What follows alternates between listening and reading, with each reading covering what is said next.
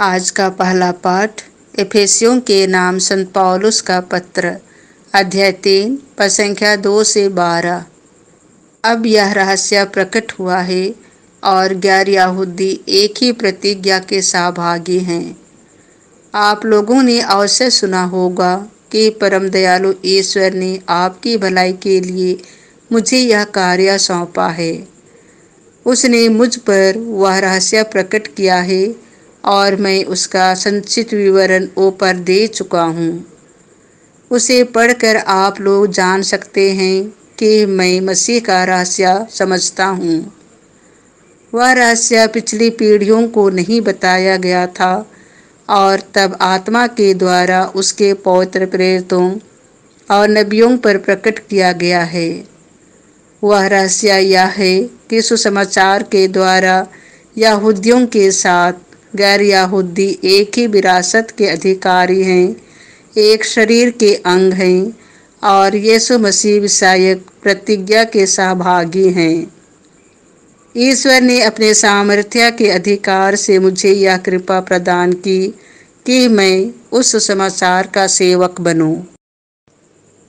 मुझे जो संतों में सबसे छोटा हूँ, यह वरदान मिला है कि मैं गैर यहूदियों को मसीह की अपार कृपा निधि का सुसमाचार सुनाऊं और मुक्ति विधान का वह रहस्य पूर्ण रूप से प्रकट करूं, जिसे समस्त विश्व के सृष्टिकर्ता ने अब तक गुप्त रखा था।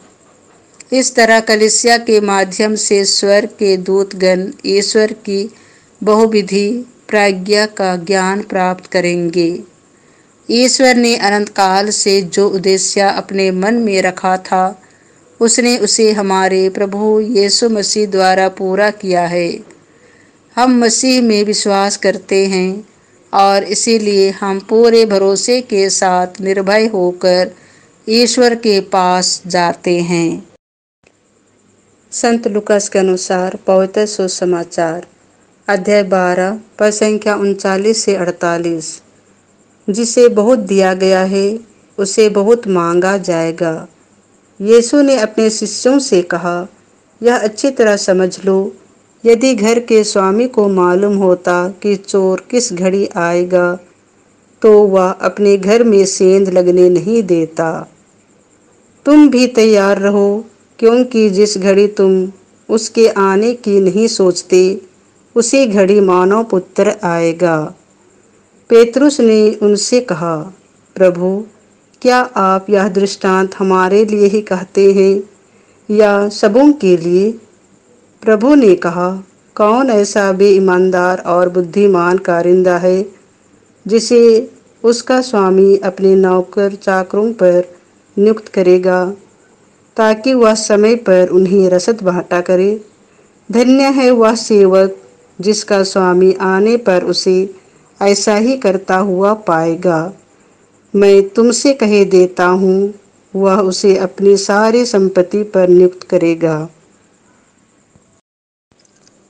परंतु यदि वह सेवक अपने मन में कहे, मेरा स्वामी आने में देर करता है, और वह दास दासियों को पीटने, खाने पीने और नशेबाजी करने लगे, तो उस सेवक का स्वामी ऐसे दिन आएगा जब वह उसकी प्रतीक्षा नहीं कर रहा होगा और ऐसी घड़ी जिसे वह नहीं जान पाएगा। तब स्वामी उसे कोड़े लगवाएगा और विश्वासघातियों को दंड देगा।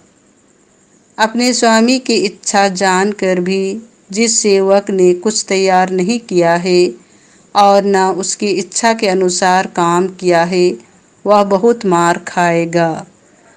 जिसने अनजाने ही मार खाने का काम किया है, वह थोड़ी मार खाएगा। जिसे बहुत दिया गया है उससे बहुत मांगा जाएगा और जिसे बहुत सौंपा गया है उससे अधिक मांगा जाएगा।